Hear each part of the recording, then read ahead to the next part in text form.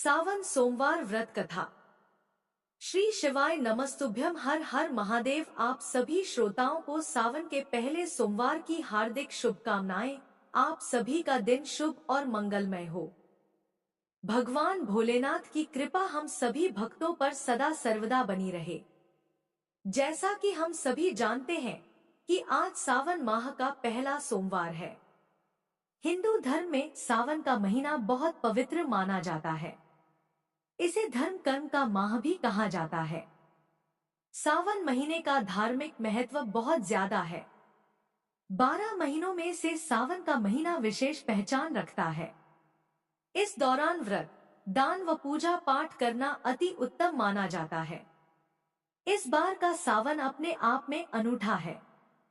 हमारे पुराणों और धर्म ग्रंथों को उठाकर देखें तो भोलेनाथ की पूजा के लिए सावन के महीने की महिमा का अत्यधिक महत्व है।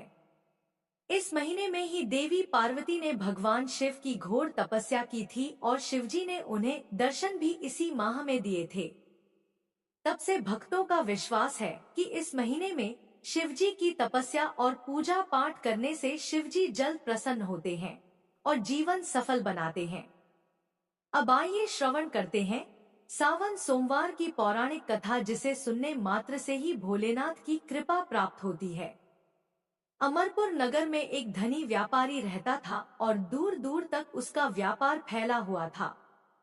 नगर में उस व्यापारी का सभी लोग मान सम्मान करते थे।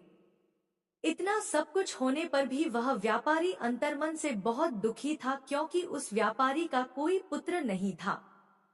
दिन रात उसे एक ही चिंता सताती रहती थी कि उसकी मृत्यु के बाद उसके इतने बड़े व्यापार और धन संपत्ति को कौन संभालेगा।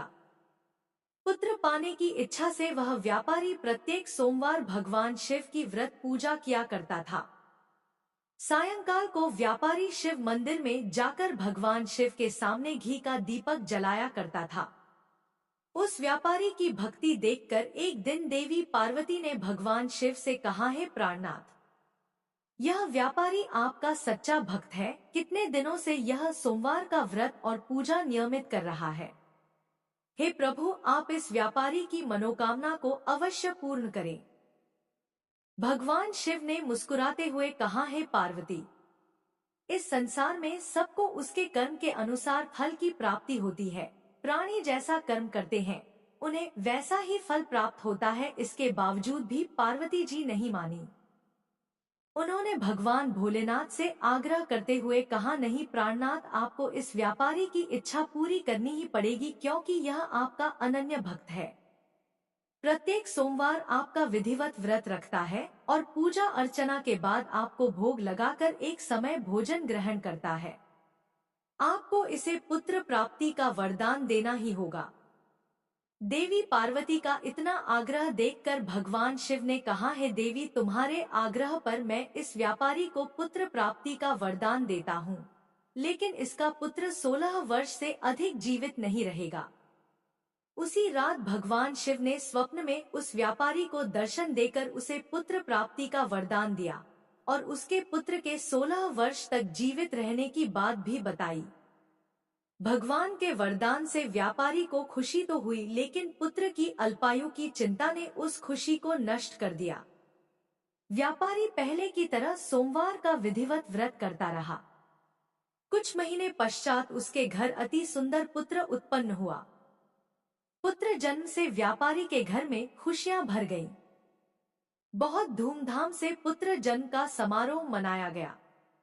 व्यापारी को पुत्र जन्म की अधिक खुशी नहीं हुई, क्योंकि उसे पुत्र की अल्पायु के रहस्य का पता था। उस व्यापारी के अलावा यह रहस्य घर में किसी को नहीं मालूम था। विद्वान ब्राह्मणों ने उस पुत्र का नाम अमर रखा। जब अमर 12 वर्ष का हुआ तो शिक्षा प्राप्ति के लिए उसे वाराणसी भेजने का निश्चय हुआ। व्यापारी ने अमर के मामा दीपचंद को बुलाया और कहा कि अमर को शिक्षा प्राप्त करने के लिए वाराणसी छोड़ आओ।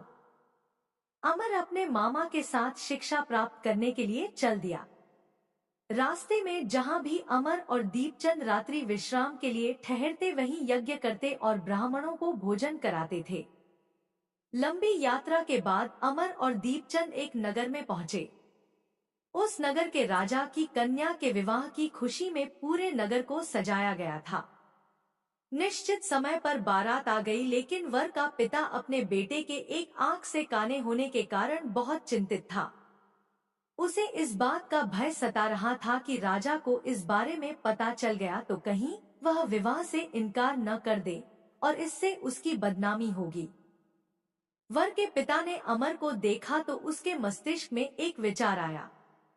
उसने सोचा, क्यों न इस लड़के को दूल्हा बनाकर राजकुमारी से विवाह करा दूं। विवाह के बाद इसको धन देकर विदा कर दूंगा और राजकुमारी को अपने नगर में ले जाऊंगा। वर के पिता ने इसी संबंध में अमर और दीपचंद से बात की। दीपचंद ने धन मिलने के लालच में वर के पिता की बात स्वीकार कर ली। अमर को दूल्हे के वस्त्र पहनाकर राजकुमारी चंद्रिका से विवाह करा दिया गया। राजा ने बहुत सा धन देकर राजकुमारी को विदा किया। अमर जब लौट रहा था तो सच नहीं छिपा सका और उसने राजकुमारी की ओढ़नी पर लिख दिया कि राजकुमारी चंद्रिका, तुम्हारा विवाह तो मेरे साथ हुआ था, लेकिन मैं तो वाराणसी में शिक्षा प्राप्त करने जा रहा हूँ। अब तुम्हें जिस नवयुवक की पत्नी बनना पड़ेगा वह एक आंख से काना है। जब राजकुमारी ने अपनी ओढ़नी पर लिखा हुआ देखा और उसे पढ़ा तो उसने काने लड़के के साथ जाने से इनकार कर दिया। जब राजा को जानकारी मिली कि काने राजकुमार के साथ उसकी पुत्री का विवाह नहीं हुआ है तो राजकुमारी को महल में रख लिया।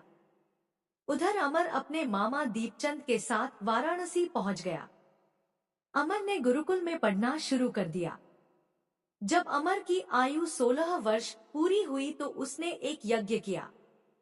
यज्ञ की समाप्ति पर ब्राह्मणों को भोजन कराया और खूब अन्न वस्त्र दान किए। रात को अमर अपने शयन कक्ष में सो गया।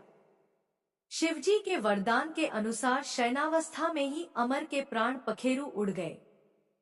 सूर्योदय पर मामा अमर को मृत देखकर रोने पीटने लगा।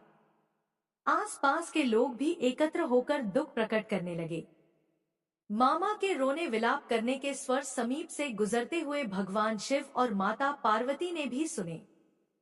पार्वती जी ने भगवान से कहा, प्राणनाथ, मुझसे इसके रोने के स्वर सहन नहीं हो रहे, आप इस व्यक्ति के कष्ट अवश्य दूर करें। भगवान शिव ने पार्वती जी के साथ अदृश्य रूप में समीप जाकर अमर को देखा तो पार्वती जी से बोले, हे देवी, यह तो उसी व्यापारी का पुत्र है जिसे मैंने 16 वर्ष की आयु का वरदान दिया था, इसकी आयु तो पूरी हो गई। पार्वती जी ने फिर भगवान शिव से निवेदन किया, है प्राणनाथ, आप इस लड़के को जीवित करें, नहीं तो इसके माता पिता पुत्र की मृत्यु के कारण रो रोकर अपने प्राणों का त्याग कर देंगे। इस लड़के का पिता तो आपका परम भक्त है, वर्षों से सोमवार का व्रत करते हुए आपको भोग लगा रहा है। देवी पार्वती के आग्रह करने पर भगवान शिव ने उस लड़के को जीवित होने का वरदान दिया। भगवान शिव के आशीर्वाद से कुछ ही पल में वह जीवित होकर उठ बैठा। शिक्षा समाप्त करके अमर अपने मामा के साथ अपने नगर की ओर चल दिया। दोनों चलते हुए उसी नगर में पहुंचे जहां अमर का विवाह हुआ था। उस नगर में भी अमर ने यज्ञ का आयोजन किया। समीप से गुजरते हुए नगर के राजा ने यज्ञ का आयोजन देखा तो राजा ने अमर को तुरंत ही पहचान लिया। यज्ञ समाप्त होने पर राजा अमर और उसके मामा को महल में ले गया और कुछ दिन उन्हें महल में रखकर बहुत सा धन और वस्त्र देकर राजकुमारी के साथ विदा किया। रास्ते में सुरक्षा के लिए राजा ने बहुत से सैनिकों को भी साथ भेजा। दीपचंद नगर में पहुंचते ही एक दूत को घर भेजकर अपने आगमन की सूचना भेजी। अपने बेटे अमर के जीवित वापस लौटने की सूचना से व्यापारी बहुत प्रसन्न हुआ। व्यापारी ने अपनी पत्नी के साथ स्वयं को एक कमरे में बंद कर रखा था। भूखे प्यासे रहकर व्यापारी और उसकी पत्नी बेटे की प्रतीक्षा कर रहे थे। उन्होंने प्रतिज्ञा कर रखी थी कि यदि उन्हें उनके बेटे की मृत्यु का समाचार मिला तो दोनों अपने प्राण त्याग देंगे। व्यापारी अपनी पत्नी और मित्रों के साथ नगर के द्वार पर पहुंचा। अपने बेटे के विवाह का समाचार सुनकर और पुत्रवधू राजकुमारी चंद्रिका को देखकर उसकी खुशी का ठिकाना न रहा। उसी रात भगवान शिव ने व्यापारी के स्वप्न में आकर कहा, है श्रेष्ठी, मैंने तेरे सोमवार के व्रत करने और व्रत कथा सुनने से प्रसन्न होकर तेरे पुत्र को लंबी आयु प्रदान की है। भगवान शिव की बातें सुनकर व्यापारी स्वप्न में ही बहुत प्रसन्न हुआ। सोमवार का व्रत करने से व्यापारी के घर में खुशियां लौट आईं। शास्त्रों में लिखा है कि जो स्त्री पुरुष सोमवार का विधिवत व्रत करते और व्रत कथा को सुनते हैं, उनकी सभी इच्छाएं पूरी होती हैं। एक बार प्रेम से बोलिए हर हर महादेव, जय माता पार्वती। अब आइए श्रवण करते हैं भोलेनाथ की दुर्लभ कथा। यह कथा शिव पुराण में वर्णित है। शिव पुराण में कहा गया है, जो भी भक्त सावन में इस कथा को शांत मन से भक्ति भाव से सुनता है, तो उसके जन्मों का दुख दारिद्र्य समाप्त हो जाता है, दरिद्र धनवान हो जाते हैं, रोगी रोग मुक्त हो जाते हैं और भाग्य का द्वार खुलता है। तो आइए श्रवण करते हैं शिवजी और माता पार्वती की कल्याणकारी कथा। यदि आपने यह कथा पूरे अंत तक सुन लिया तो यकीनन आपको अपनी परेशानियों से छुटकारा मिल जाएगा और शिवजी की कृपा से सभी बिगड़े काम बन जाएंगे। इसीलिए कथा को पूरे मन से पूरा अवश्य सुने, क्योंकि कथा को पूरा सुनने से ही लाभ मिलता है और कथा को आधा अधूरा सुनने से भगवान भोलेनाथ का अपमान होता है। शिव पुराण के अनुसार एक गांव में एक गरीब ब्राह्मण अपनी पत्नी व अपने पुत्र के साथ रहा करता था। उसके पुत्र का नाम सोमदत्त था। वह गरीब बूढ़ा ब्राह्मण नित्य प्रति शिवजी को जल चढ़ाया करता था और उसकी पत्नी ब्राह्मणी को यह सब बिल्कुल भी पसंद नहीं था। प्रिय भक्तों, दरअसल ब्राह्मणी पहले बहुत पूजा पाठ करती थी, व्रत उपवास सब कुछ करती थी। इतना सब कुछ करने के बाद भी उसकी गरीबी दूर नहीं हो रही थी। जब ब्राह्मण जवान था तो कहीं से कथा सुनाकर पूजा पाठ करके दक्षिणा लाता तो उसी से उसका गुजारा होता था। फिर भी ब्राह्मणी इस आस में पूजा पाठ करती थी कि कभी ना कभी उसकी गरीबी दूर होगी, किंतु उसके पूजा पाठ का कोई फल नहीं मिला। अब तो ब्राह्मण बूढ़ा हो गया था, उसमें इतनी शक्ति नहीं थी कि वह कहीं गांव गांव में जाकर कथा कराए। वह बीमार रहने लगा, घर में कमाने वाला कोई भी नहीं था। ब्राह्मण का बेटा सोमदत्त गुरुकुल में पढ़ा करता था। जब ब्राह्मणी के घर में खाने के लाले पड़ गए तो वह गुस्से में पूजा पाठ करना छोड़ देती है और ब्राह्मण को भी पूजा पाठ करने से मना करने लगती है और कहती थी कि भोलेनाथ और अन्य देवी देवताओं की पूजा करते करते जवानी से बुढ़ापा आ गया, लेकिन भगवान ने हमारी गरीबी दूर नहीं की, उल्टा अब तो दाने दाने को मोहताज हो गए हैं। अरे मेरी ही मति मारी गई थी कि मैंने दिन रात उपवास व्रत किया, जब तब मैं अपने शरीर को सुखा दिया। अब क्या देगा तुम्हारा शिव जो तुम शिवलिंग पर जल चढ़ाया करते हो। प्रिय श्रोताओं, ब्राह्मणी की बातों को सुनकर ब्राह्मण कुछ नहीं कहता था, क्योंकि उसे तो अपने आराध्य भोलेनाथ पर पूरा विश्वास था। अब ब्राह्मण का बेटा अपनी शिक्षा पूरी करके गुरुकुल से वापस अपने घर आ गया और अपने माता पिता की सेवा करने लगा। एक दिन की बात है, सोमदत्त शिव मंदिर में अपने पिता के साथ पूजा पाठ कर रहा था और वहीं पर शिव भक्तों को कथा सुनाने लगा। वह कहता है कि जो भक्त भगवान शिव की कथा को सुनते हैं, उनके मन में जो इच्छा रहती है भोलेनाथ उनकी मनोकामना अवश्य पूरी करते हैं। प्रिय श्रोताओं, सोमदत्त की यह सब बातें मंदिर में पूजा करने आए उसी राज्य के राजा ने सुन लिया और उसे यह बात बहुत ही अच्छी लगी। उसने सोमदत्त को अपने यहाँ राजकुमारी को कथा सुनाने के लिए नौकरी पर रख लिया। अब सोमदत्त प्रतिदिन राजा की बेटी को कथा सुनाने जाया करता था। वहां से दक्षिणा में जो भी मिलता उसमें ही वह अपने परिवार का पालन पोषण करने लगा। इस पर भी ब्राह्मणी खुश नहीं थी। उसने कहा, मुझे अपने बच्चे की भविष्य की चिंता है। हमारा जीवन तो जैसे तैसे कट गया, लेकिन मेरे पुत्र का जीवन अभी बाकी है। हमारे मरने के बाद उसका क्या होगा। हमारी भक्ति पूजा पाठ का फल लगता है कभी नहीं मिलेगा। क्या भोलेनाथ को मेरा दुख दिखाई नहीं देता। मेरा पुत्र राजा के घर से जो कुछ भी लेकर आता है, माना कि उससे हमारे पूरे परिवार का पेट भर जाता है, किंतु और भी आवश्यकताएं कैसे पूरी होंगी। ईश्वर ने अपनी आंखें क्यों बंद कर रखी हैं? क्या मेरे पुत्र को हमारे तरह ही गरीबी में रहना होगा। ब्राह्मण और ब्राह्मणी की ये करुण पुकार जब माता पार्वती ने सुना तो उन्होंने शिव जी से कहने लगी, हे देव, हे महेश्वर, आप सर्वज्ञ है, आप क्यों इन दोनों की परीक्षा ले रहे हैं प्रभु? ब्राह्मण आपका परम भक्त है, अब आप उसके दुख का नाश करें प्रभु, अन्यथा यह ब्राह्मण कहीं आपकी पूजा करना बंद ना कर दे, कहीं उसके मन में आपके प्रति विश्वास समाप्त ना हो जाए। माता पार्वती की बात को सुनकर भगवान भोलेनाथ ने कहा, हे देवी, आप चिंता ना करें, मैंने उनके भाग्य उदय का बीज तो पहले ही बो दिया है। अब हम दोनों को साथ में लक्ष्मी जी विष्णु जी को लेकर इस ब्राह्मण के घर जाने का समय आ गया है। हमारी कृपा के साथ ही वह ब्राह्मण दंपति विष्णु लक्ष्मी के भी कृपा के पात्र हैं। उन दोनों पति पत्नी ने हम दोनों की पूजा एक साथ की है। हे देवी, पृथ्वी लोक पर जाकर हमें शिव लीला करनी है। प्रिय श्रोताओं, अब शिव जी तुरंत माता पार्वती जी के साथ नंदी पर सवार होकर बैकुंठ लोक में जाते हैं, जहां दयानिधि भगवान विष्णु शेष नाग के सैया पर विराजमान थे और माता लक्ष्मी उनके पांव दबा रही थी। तब शिव जी ने विष्णु जी से पृथ्वी लोक पर चलने को कहा।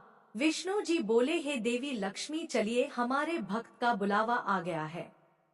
अब क्या था, चारों देवी देवता साधु का भेष धारण कर पृथ्वी पर उस ब्राह्मण के घर पहुंचकर अलख जगाया और कहा, अलख निरंजन, अलख निरंजन। घर में से बूढ़ा ब्राह्मण निकला, उसने उन्हें प्रणाम किया तो उन साधु भेषधारी भगवान विष्णु और शिव जी ने कहा, हम रात्रि में आपके घर पर विश्राम करना चाहते हैं। इस पर ब्राह्मण पुत्र सोमदत्त ने अतिथि देवो भव ऐसा विचार कर कहा, महाराज, मेरे घर में दक्षिणा में मिले दाल चावल आदि से हम तीनों के भोजन की पूर्ति होती है, अतः मैं एक समय के भोजन की व्यवस्था कर सकता हूँ। साधुओं ने उसे एक बर्तन देकर कहा कि वह दाल चावल इस बर्तन में बनाओ, तो हम सबका दोनों समय का भोजन बन जाया करेगा। इस प्रकार उस बर्तन में बने भोजन से दोनों समय के भोजन की पूर्ति हो गई। अगले दिन प्रातः काल में सोमदत्त जाने लगा तो साधु रूपी भगवान शिव जी ने पूछा, हे पुत्र, तुम कहाँ जा रहे हो? उसने कहा, है साधु महाराज, मैं राजा की बेटी को कथा सुनाने जा रहा हूँ। साधु ने कहा, तुम कथा सुनाने के बाद राजा की बेटी से पूछना कि तुम किस अभिलाषा की पूर्ति के लिए कथा सुनती हो। अब सोमदत्त राजकुमारी को कथा सुनाने के बाद वही प्रश्न पूछता है कि तुम किस अभिलाषा की पूर्ति के लिए कथा सुनती हो। राजा की लड़की ने कहा, मैं इस अभिलाषा से कथा सुनती हूँ कि मुझे ऐसा वर मिले जिसकी चर्चा सभी लोग करें। उसके माथे पर चांद और सूरज की रोशनी हो तथा वह भाग्य का ऐसा धनी हो कि उसके कदमों में लक्ष्मी थिरकती हुई हो तथा ऐसी बारात हो जैसी किसी ने अब तक नहीं देखी हो। प्रिय श्रोताओं, अब वापस आकर सोमदत्त ने राजकुमारी की सारी बातें साधुओं को बताई।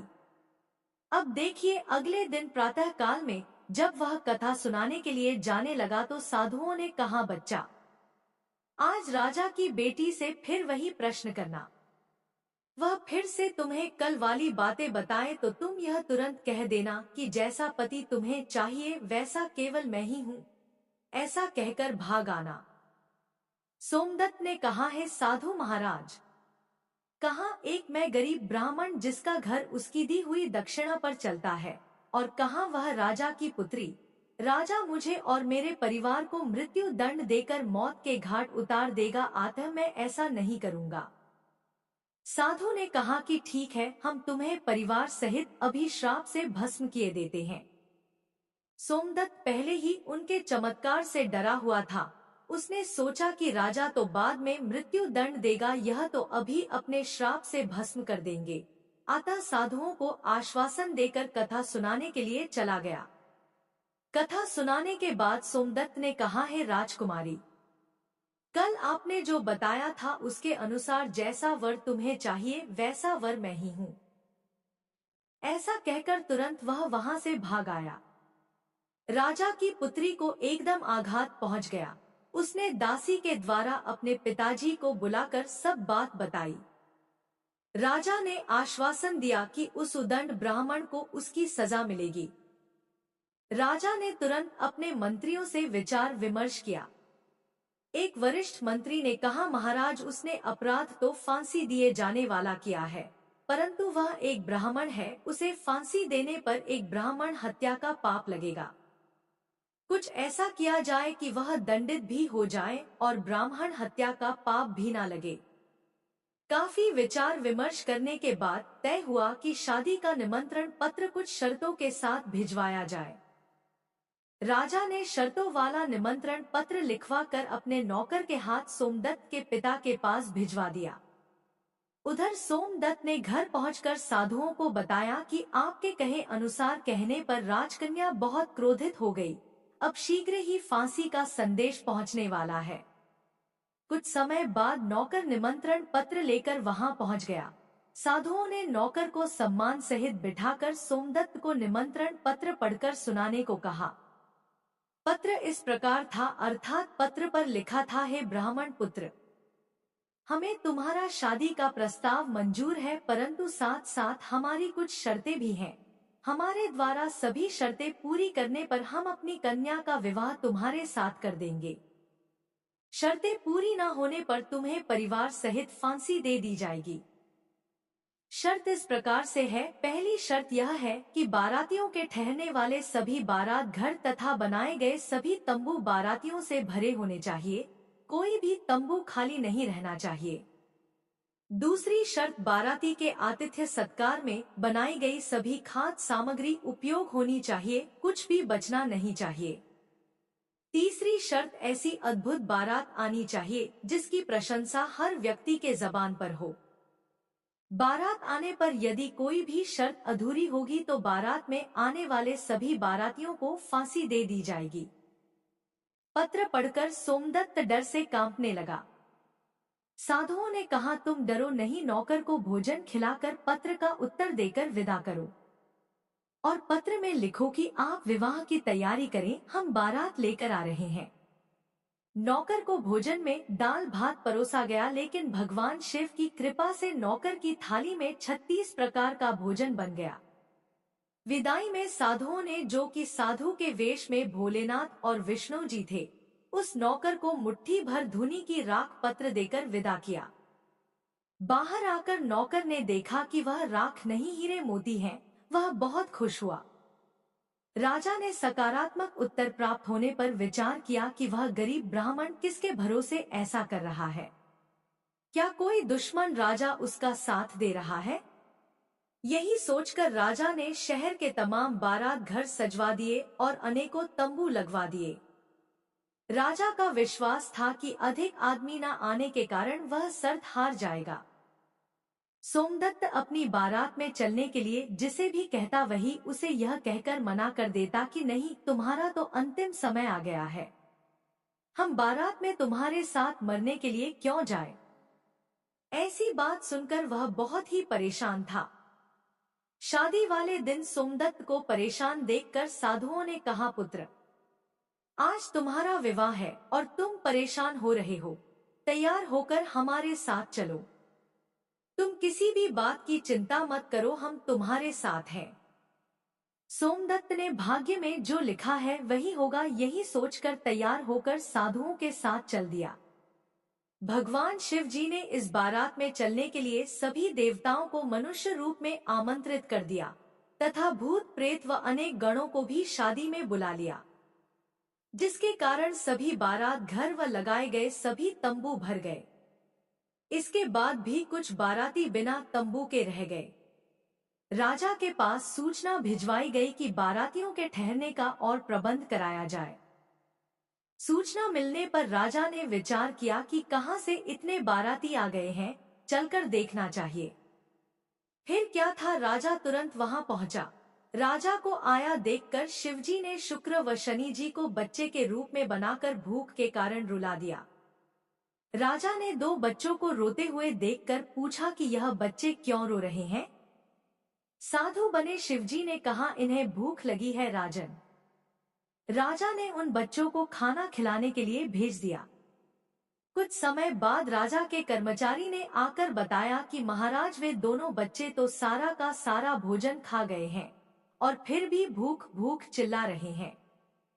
ऐसा सुनकर राजा बहुत परेशान हुआ। उसने अपना घमंड त्याग कर साधुओं के सामने नतमस्तक होकर कहा, महाराज, अब मेरी लाज आपके हाथ में है। साधुओं ने कहा, कोई बात नहीं, सब कुछ ठीक हो जाएगा। तुम घर जाकर बारात की अगवानी की तैयारी करो। राजा ने शहर को बहुत ही सुंदर ढंग से सजाया। जगह जगह झालरों से पूरा शहर एक दुल्हन की तरह सजाया गया। सोमदत्त भी विवाह की पोशाक में एक राजकुमार की तरह बहुत सुंदर दिखाई दे रहा था। शाम के समय उसे एक सुंदर रथ में बिठाया गया। रथ के आगे अनेक प्रकार के बैंड बाजे, नगाड़े वाले झूम रहे थे, नाच रहे थे। दूल्हे के मस्तक पर सेहरे को चांद और सूरज से सजाया गया। बाराती हाथ में मुद्राएं लेकर एक दूसरे पर न्यौछावर करके इधर उधर उड़ा रहे थे। बारात के इस विहंगम दृश्य को देखकर लोग आपस में कहने लगे कि इस ब्राह्मण के भाग्य को तो देखो। इसके मस्तक के चेहरे में चांद सूरज और चारों तरफ से इस प्रकार धन लक्ष्मी उड़ाया जा रहा है, मानो किसी बड़े राजा की बारात निकल रही है। ऐसी बारात हमने अपने जीवन में कभी नहीं देखी और न आगे देखने की उम्मीद है। यह भाग्य का बड़ा धनी है। प्रजा के मुंह से इस प्रकार की बातों को सुनकर के माता पार्वती ने कहा, प्रभु, आप जिस पर कृपा करते हैं उसके लिए अन्न धन के भंडार खोल देते हैं। भगवान भोलेनाथ ने कहा, है पार्वती, जो भक्त मेरी पूरी श्रद्धा भक्ति से पूजा करते हैं, मैं उन्हें उनके पूजा का फल अवश्य देता हूँ। उन्हें दुख तभी तक झेलना पड़ता है जब तक कि उनके पाप कर्म समाप्त नहीं हो जाते। पुण्य कर्म जैसे ही उदय होते हैं, उनके भाग्य के दरवाजे खुल जाते हैं। और जो भक्त सावन में हमारी कथाओं को सुनता है, उन्हें भी राजकुमारी की तरह फल प्राप्त होता है। राजकुमारी ने प्रतिदिन भगवान शिवजी की कथाएं सुनी। उसने मन में जो भी कामना की उसे वह मिला। यह तो भोलेनाथ, माता पार्वती, विष्णु जी, लक्ष्मी जी की महिमा थी, जिसके कारण ब्राह्मण धनी हो गया। उसका भी घर महल की तरह सुंदर हो गया। उसके घर में नौकर चाकर इत्यादि की कमी नहीं थी। अपार धन दौलत से घर भरा हुआ था और ब्राह्मणी ने भी फिर से भगवान की पूजा अर्चना करनी शुरू कर दी। खूब दान दक्षिणा देना शुरू कर दिया और नित्य प्रति भगवान के कथाओं को सुना करती थी।